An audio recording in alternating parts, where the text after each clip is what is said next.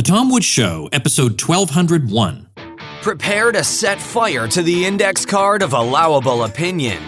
Your daily dose of liberty education starts here. The Tom Woods Show.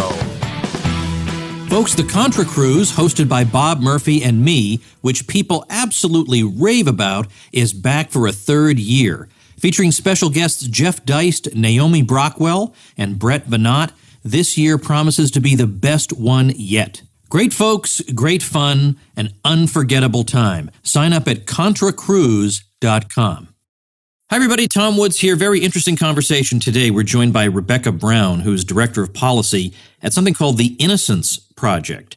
And the Innocence Project seeks to prevent and reveal wrongful convictions and assure compensation for the wrongfully convicted upon release from prison. So that generates a lot of questions about how is it that people are wrongfully convicted? What goes wrong? Is it corruption? What's really happening here that we have so many cases of this? And the story of the Innocence Project itself is just very, very interesting, and not enough people know about it. In fact, I didn't know about it until relatively recently, so we want to introduce it to you today. Rebecca, welcome to the show. Thanks for having me. What an interesting and important thing it is that you and the Innocence Project are doing. I found out about it because my friend Ben Settle on Facebook did a fundraiser for it, I guess on his birthday, which is a relatively new thing. You can ask your friends that if you really want to make me feel good on my birthday, you can donate to my cause. And that was how I found out about the Innocence Project. Can you tell me just the basic history of the organization, how long it's been around, and what was the catalyst in getting the organization started? Sure. So the Innocence Project was founded 25 years ago at the Benjamin Cardozo School of Law here in New York City in 1992, and it became an independent nonprofit organization in 2004. And the catalyst was really that our co-founders, Barry Scheck and Peter Neufeld, who are criminal defense lawyers, were really seeing the probative value of DNA evidence, just the power of DNA evidence and its ability to help to solve crimes. And it occurred to them that DNA evidence could also be used to prove the innocence of people who had been wrongfully convicted. So that was really the catalyst, that they really were recognizing the value of DNA and how it could be applied, you know, in a post-conviction setting to free the innocent. And since that time, the Innocence Project, along with a network of innocence organizations around the country, have freed 358 people through post-conviction DNA testing. Wow, that's amazing. Now, is it just DNA testing, or can it also be a case where a key witness changes testimony? I don't even know legally how that works. If you could retry in that case, how does that work?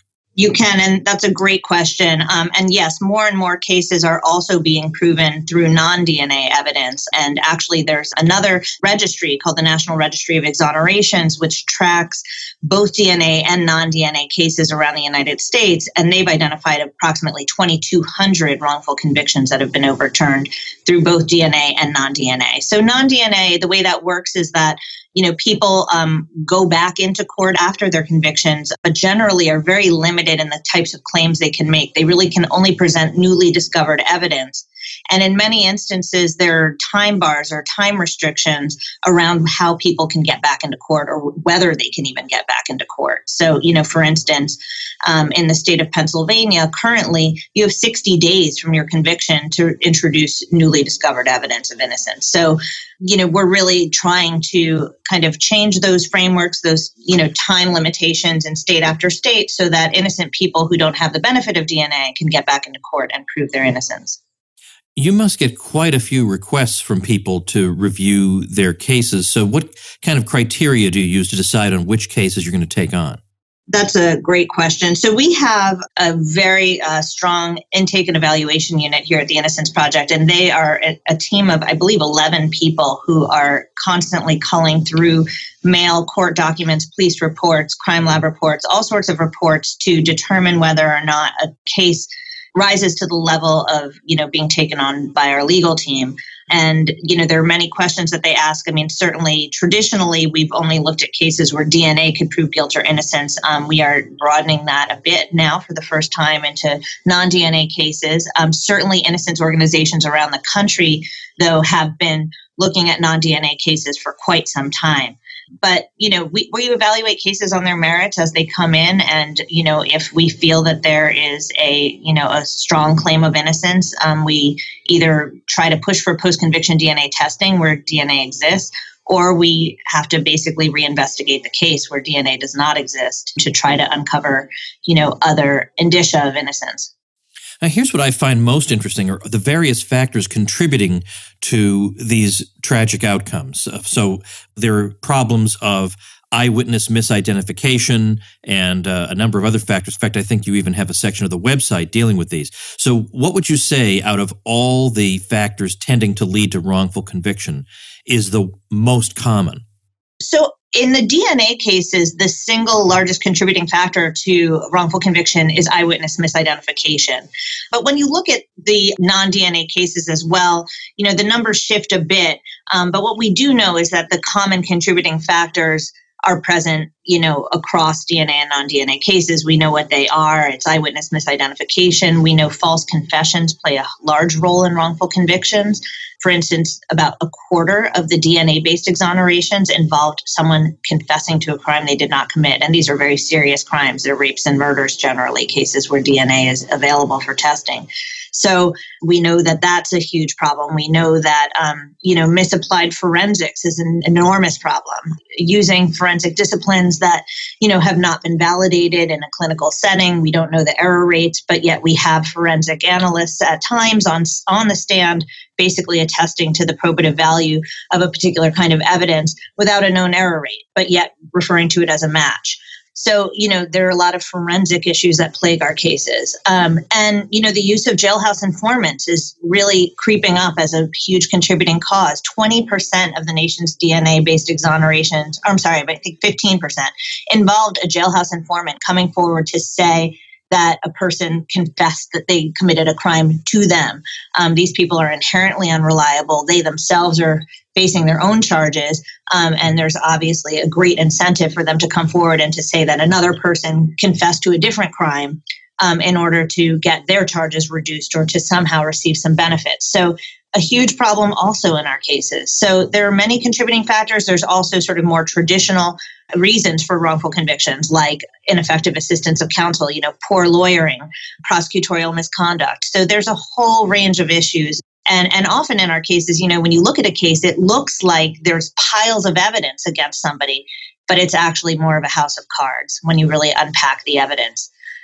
So if folks are interested in reading more about the causes of wrongful conviction, we encourage them to go to our website, www.innocenceproject.org. I'd like to pursue the issue of misconduct by prosecutors. I think that would be of particular interest to my audience. I'm looking on your site, and it says common forms of misconduct by prosecutors include withholding exculpatory evidence from defense, deliberately mishandling, mistreating, or destroying evidence, allowing witnesses they know or should know are not truthful to testify, pressuring defense witnesses not to testify, relying on fraudulent forensic experts, and making misleading arguments that overstate the probative value of testimony. Can you elaborate on any of these? This is, to the naive ear, this sounds rather shocking. It does. And I think, we really do have an enormous problem in this country relating to the disclosure of exculpatory material, meaning evidence that seems to negate the guilt of somebody not being turned over to the defense at trial. And, and I think that is just a major cause of wrongful conviction. We've seen it in case after case. Here in New York State, for instance, there was a case of a man, I believe his name was Jonathan Fleming. He was convicted of a crime that took place in Brooklyn while he was down at Disneyland with his family. And there were actually hotel employees that attested to the fact that he was at the hotel. There were family photographs. There was actually even, I think, a record of him paying a phone bill while he was down in Florida. And all of that information was suppressed by the prosecution, not handed over to the defense. And Mr. Fleming ultimately spent more than 2 decades behind bars for a crime he didn't commit. And had that information been handed over, the defense would have been in a position to actually investigate the different leads in that case. So it was really just tragic. Is there any way to, of course, obviously there's no way to really come up with an estimate, but I'm just trying to come up with an answer for somebody who asks me, how common this kind of miscarriage of justice is. I mean, maybe people might say this is extremely uncommon, but these outliers still involve individual lives that are ruined, and so we need to be attentive to that. Or do you think it's more than just a series of outliers that are statistically insignificant? I mean, what does your gut instinct tell you? Well, my gut instinct tells me that that we have a system, we live in a system that's built on a series of incentives that are just baked into the system. And certainly in a prosecutor's office, you're incentivized to win a case. And so, I mean, am I arguing that all prosecutors, are therefore, unethical? Absolutely not. I think there are a ton of prosecutors doing their jobs and doing it well and right. But do I think that there's also sort of a cultural element of winning? Yes, I do. A win at all costs sort of notion, yes, that can happen. And I think that, the best way that we can sort of protect against that is to have various systems in place to sort of almost protect us from ourselves as humans, right? If there's a built-in incentive to win cases, there's going to be a built-in incentive to, overlook evidence that, appears to be exculpatory. I don't think all of this is intentional. I think sometimes this is based on, cognitive bias or tunnel vision, meaning that, a prosecutor believes they have the right guy, they're prosecuting the right guy, new information comes in that seems to negate that in some way, and they overlook it, or they underestimate its importance because they're convinced they have the right guy. So I think, all the more important that we have, a discovery process, meaning a process whereby the prosecution hands information over to the defense that is open, early, and broad, meaning that it's open to the defense, it's handed over early enough that the defense can investigate, and it's broad, meaning that there aren't assessments that are permitted by the prosecution about what is material evidence or not. It is all, ultimately evidence that belongs to the people. And so, it's information that both sides are entitled to put forward their best cases. Before we continue, I'd like to say a big thank you to a service that my listeners are raving about and are so glad they learned about on the Tom Woods Show, and that's Skillshare, which is like the Netflix of online learning. One membership at Skillshare gets you access to over 20,000 classes in all kinds of areas that can give you a leg up in your profession or help you get that side hustle started or even your own business. Everything from photography and design to marketing, entrepreneurship, technology, business, productivity, Google Analytics, social media strategy, whatever you can think of, Skillshare has got it. I'm always on you guys about the importance of starting some kind of thing on the side, and Skillshare is practically handing you a skill on a silver platter. So I want to urge you to join the millions of students already on Skillshare today with a special offer just for my listeners. Get 2 months of Skillshare for just 99 cents. That's right. Skillshare is offering Tom Woods Show listeners 2 months of unlimited access to over 20,000 classes for just 99 cents. To sign up, go to Skillshare.com/Woods. Again, go to Skillshare.com/Woods to start your 2 months now. That's Skillshare.com/Woods. I want to also ask you about the role of law enforcement officials, because also on your website, I read that common forms of misconduct by law enforcement officials include employing suggestion when conducting identification procedures, coercing false confessions, lying or intentionally misleading jurors about their observations, failing to turn over exculpatory evidence to prosecutors, and providing incentives to secure unreliable evidence from informants. Again, rather a shocking list. Right. And again, I mean, I think that, these are all things that can happen. And we don't want to suggest that this is how law enforcement conduct themselves broadly, but I do think that these are elements that we've seen in many of our cases time and again. So they certainly represent more than just an anomaly. It's really, there are times that we have seen patterns of misconduct and patterns of problems. And I think, to speak to one of the first ones that you raised, right, suggestion during a lineup procedure, a lot of suggestion that is provided during, the course of an identification procedure is done so unintentionally. Again, this goes back to human factors, right? If law enforcement believes that they've zeroed in on the right suspect, they might sort of communicate in their conduct to the eyewitness information about their hope that the eyewitness will select a particular person. And sometimes that's done inadvertently. Sometimes it's done, really with not intentional suggestion at all, but it's just still communicated to the eyewitness. And we've seen that play out in study after study. And so as a result, one of the reforms we call for, in our policy shop is for law enforcement to use a blind administrator when they're conducting lineups, namely a person who does not know the suspect's identity so that they can't provide any sort of suggestion to the eyewitness. And so, there are different things we can do at various points in the process that really sort of protect people from their human nature. And this would be any one of us. And, I don't mean to suggest that this is, only the fault of, prosecutors or only the fault of law enforcement. I mean, defense lawyers, all of us are, subject to, all sorts of biases, cognitive bias and various other human factors that will impact how we both investigate, prosecute, and defend cases. What are the means used to coerce a false confession?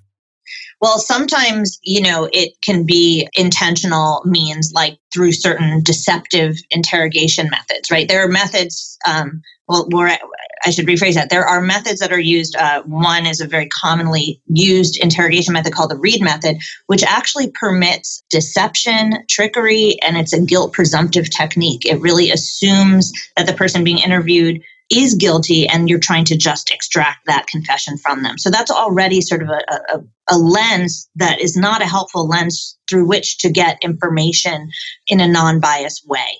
So sometimes it's the interrogation methods themselves. Sometimes it's, the mental state of the person being interviewed, right? They might be exhausted. They might have, be addicted to nicotine or drugs and not have access to those things.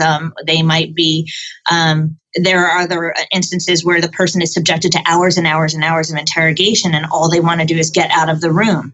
And I would say, when you're talking about innocent people aren't seeking the protections that guilty people do. They don't even ask for a lawyer. They think I'm going to just tell the truth and this will all get sorted out and then I'll be able to go home. Right. Yeah, that is a big problem. That's a lot of people just talk and think that, there's justice in the world and surely I'll be exonerated. You gave us one example. Can you give us one or two more examples of people the Innocence Project has helped? Because I've looked at some of the cases, some of the individuals, and I think that really is the most evocative kind of aspect of what you do is in other words, for us to get familiar with actual people whose lives were transformed by the work you guys do. Absolutely. Well, you asked before about a DNA versus non-DNA case. This case sort of has elements of both, and I raise it because I think it's a really interesting one. It's a case out of Virginia of a man named Keith Harward. Keith had been in the military at the time of the case. I believe that he was in the Navy, and he was, and there was a woman who had been brutally raped, and he, I believe, was ultimately convicted on the basis of a couple of pieces of evidence. One was a hypnotized eyewitness who was actually not the victim of the crime, but just somebody who I believe was, near him where he was stationed. And so she misidentified Keith after being hypnotized. So, put that aside. He was also convicted on the basis of bite mark evidence, which is evidence that has been basically entirely delegitimized at this point. But this was evidence that was used to convict him, that basically a bite mark left on the victim matched the dental imprint that he would have left with his teeth. And in fact, we were able to many, many years later conduct DNA testing on the saliva that surrounded the bite mark. In that case, of course, did not match him. It was not Keith at all. Keith had spent, years upon years behind bars. This was a person who served our country and basically was proven innocent based on the DNA, the saliva that surrounded the bite mark that originally convicted him. Wow. It's pretty incredible. Yeah, that's astonishing. I mean, a person's life was ruined over that. Correct. And we have, unbelievable. We have folks that have served upwards of 35, 40 years behind bars for crimes they didn't commit. So it really does turn people's lives absolutely upside down, ruins lives, but it also, ruins the lives of their loved ones. If you have a father stuck behind bars, that is not insignificant. That is something that absolutely you carry through with you, throughout your life. We shouldn't also forget the ripple effects of a wrongful conviction. They really implicate everyone. They hurt everyone. They hurt the community. They hurt loved ones. They hurt law enforcement. When law enforcement learn that they were involved in a wrongful conviction, that's very harmful. And certainly the victim of the original crime never gets justice. I wonder, even though obviously the legal procedure is where your responsibility is, and you wouldn't do anything like follow-up job training or anything like that, but you might still have some anecdotal evidence about what these people's lives are like now once they are suddenly released and they're back out in the world after years and years of incarceration. Do you have any kind of follow-up stories? We do. I mean, we have a social work department here that works with our clients once they come out, and okay. I actually didn't know that. Right. And, and we do have the opportunity to meet and spend time with several of our clients once they come out. And, it's really, there are various, it's a mixed bag. There are some people who really had incredibly strong family ties or are incredibly, faith-based. And, and a lot of those folks tend to do better. But I will say that there is not one client who comes home that doesn't suffer minimally from post-traumatic stress disorder. The unique horror of wrongful conviction is probably everyone's worst nightmare. And so, people are coming home, really mentally crushed and having to kind of rebuild their lives again. And of course, don't forget, they missed many years of professional development. They missed years of being able to, have a family or raise children. A lot of people are robbed of the opportunity to even have children. So, there are a lot of feelings of what could have been and what would have been had the wrongful conviction not happened. So, again, I don't want to suggest that everyone is doing horribly once they come home. That's not the case. And I've really been just so inspired by so many of our clients who've really just have so much positivity and really move forward in a very positive way. But, I would be remiss to suggest that, it's a Cinderella story or a happy story on the other side. It's really, people don't have anything. And they get less than folks who, are leaving prison and, have some services because they're sort of in a no man's land. They're innocent. And that's not to suggest that people shouldn't get, probation or parole services once they come home, guilty or innocent. But, the fact is that because our clients are really in a no man's land, they're legally innocent, they don't really get much of anything unless, a state passes a compensation law to make sure that they are compensated. And that varies widely state to state. Can you trace out, and possibly with a timeline, which I know is variable, but the entire process from the moment I submit to you the details of my case to the moment I am either exonerated or not? Well, it's a good question, but it really varies widely. In many instances, when people write to us, it can take years because we have a backlog of cases just to get through those cases. We're really tightening that window now. So hopefully folks are going to be hearing from us much sooner because we have more staff dedicated to that. But, that can just take a long time. And when they first write to us, we often have to then go about collecting tons of records, police reports, court documents, crime lab reports, hospital records. That takes time. We then are, in many instances, when we believe there's a strong claim of innocence, then going to the prosecutor in that jurisdiction and asking them to consent to post-conviction DNA testing. And if we are unsuccessful in receiving their consent, we are then engaging in protracted litigation, which can take years and years just to get a post-conviction DNA test. So, on average, our clients spend, I believe it's 14 years behind bars before they're exonerated. And those are the DNA-based cases. And the non-DNA cases are that much more difficult because you're basically reinvestigating an entire case. You don't have a simple test that you can do that gives you answers. You have to really reconstruct the entire case. Right. Okay. All right. I get the difference. So how are you guys funded? Obviously, is it just voluntary contributions, and is it just voluntary contributions from individuals, or are there foundations helping you out? Sure. So there are a few federal to state grant programs that fund both DNA and non-DNA work. Our office, the Innocence Project, does not receive them, but we do work to make sure those funding streams stay alive to fund the rest of the Innocence Network, namely the innocence organizations around the country that are not as large as us and really need those resources to stay afloat. So there's some government funding, but by and large, most of these projects are funded through individual donations and foundation funding, and certainly ours is entirely funded that way. So when you say a network, you have a bunch of, it's not like it's run from one central office. You have places at universities, for example, and other parts of the country? That's exactly right. So we have almost 60 innocence organizations around the country, which are their own organizations. They're not affiliates of ours. They're independently run. but we are all together part of a loose network of organizations that we, for instance, have an annual conference together where we all get together. We have an annual policy conference where just the folks who are engaged in the policy work get together from around the country. But these are projects that are run independently and are doing their own fundraising. And so obviously we are supportive of, the federal to state funding that supports their work. But generally speaking, they are raising their own money. Well, that is what you've told us so far is, I want to say it's very uplifting, but of course, at the same time, if these people's lives hadn't been ruined in the first place, you wouldn't have to uplift them. But right. At least somebody's out there doing this. They have a voice. There is a institutional structure in place that is able to review cases and pursue justice. And that is, that's certainly something. That is a candle in the darkness, so to speak. So innocenceproject.org is the website where people can find out more and where they can help out. That's it. And, and we're really grateful to listeners who want to learn more and support our work. Well, absolutely. I'll link to it at, this is episode 1201. So I'll link to that at tomwoods.com/1201. And I urge people, without a doubt, to check out innocenceproject.org. Rebecca, thanks so much for your time today. Oh, thank you. We're so thankful to you all. All right, folks, before I let you go, I want to let you know about something one of my listeners is up to. He's got a firm called Get It Done Records, and they are an independent music production company specializing in music for media, TV, film, podcasts, video games, advertising, basically any project that needs quality music. They've got a big catalog of ready-to-go music, and they also have standby music composers, producers, and vocalists if you need something custom done.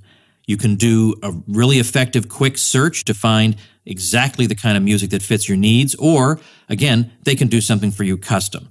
Really, really great stuff, and you're doing business with a regular Tom Woods Show listener. The website is GID, that's Get It Done, GID.sourceaudio.com, GID.sourceaudio.com. I'll link to that also on the show notes page, tomwoods.com/1201, and I'll see you tomorrow.